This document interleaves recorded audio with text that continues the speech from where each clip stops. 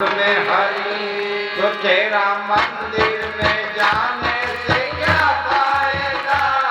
मैं कोटि बड़ी और मुक्ति हरि तेरा मंदिर में जाने से क्या फायदा। मेरे मन का न धोया बदन धो लिया। मेरे मन का न धोया बदन धो लिया। मेरा गंगा में नहाने से क्या फायदा। मेरे मन का न धोया बदन धो लिया। मेरे मन का न धोया बदन धो लिया।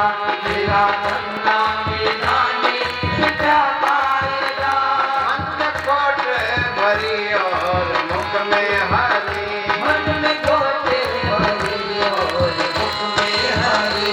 तेरा मंदिर में जाने से क्या फायदा। मन में मूरत प्रभु की उतारी नहीं। मन में मूरत प्रभु की उतारी नहीं। है सबसे बड़ा तो भिखारी नहीं। है सबसे बड़ा तो भिखारी नहीं। मन में मूरत प्रभु की उतारी नहीं। मन में मूरत प्रभु की उतारी नहीं। है सबसे बड़ा तो भिखारी नहीं। है सबसे बड़ा तो भिखारी नहीं। धन दौलत पे तू क्यों गुमान करे। धन दौलत पे तू क्यों गुमान करे। तेरे संग ही ना जाए तो क्या फायदा। धन दौलत पे तू क्यों गुमान करे। तेरे संग ही ना जाए तो क्या फायदा। मन में खोट भरी और मुख में हरि। तेरा मंदिर में जाने से क्या फायदा। तीर्थों पे गया तू मगर मन तेरा। तीर्थों पे गया तू मगर मन तेरा। काम क्रोध ने डाला जिस पे तेरा। काम क्रोध ने डाला जिस पे तेरा। मन का धाम जो सबसे बड़ा ना किया। मन का धाम जो सबसे बड़ा ना किया। चारों धाम में जाने से क्या फायदा। मन का धाम जो सबसे बड़ा ना किया। चारों धाम में जाने से क्या फायदा। ये है कि मन में खोट पड़ी हुई है। ये नफरत की, राग द्वेष की, ईर्ष्या की। और अगर बाहर अपन भगवान की भक्ति करें तो क्या उसका कोई लाभ मिल जाएगा। इसलिए कहा कांटों पर बस वही ध्यान ही आपका परम परमात्मा से मिलाएगा। कांटे का ध्यान रखना। पर ये अंदर में खोट, राग द्वेष है, नफरत है, ये फलाना, ये डिमका है, ये अमका है, ये सारी की सारी नफरत की बाट संसार में क्यों डाली। इन बड़े बड़े आचार्यों ने क्यों डाला।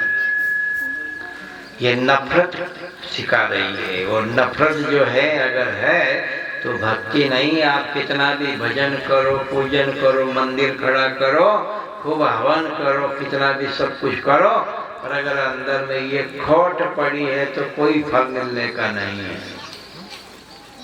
ये विशेषता है कि साधु बन गए, सब कुछ छोड़ छाड़ करके बैठ गए पंपापुर में, पर अब उस बिचारी वास्तविक परम भक्त से, ख्याल और कांटे पर लगी हुई भक्त से यानी नफरत कर रहे हैं।